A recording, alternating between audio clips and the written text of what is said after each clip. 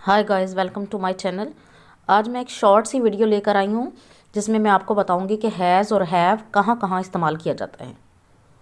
तो चलिए आइए शुरू करते हैं। हैज़ और हैव का इस्तेमाल प्रेजेंट परफेक्ट टेंस में होता है।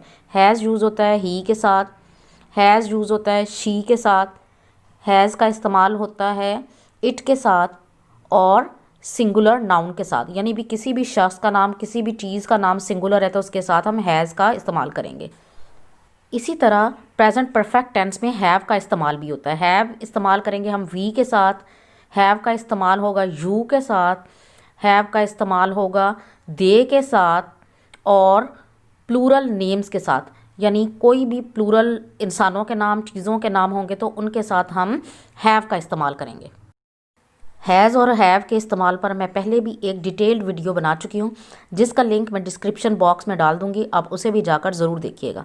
अगर आपको मेरी ये वीडियो पसंद आई है तो इसे लाइक और शेयर ज़रूर करें और इस तरह की मज़ीद वीडियोज़ को देखने के लिए मेरे चैनल को सब्सक्राइब ज़रूर करें। Thank you.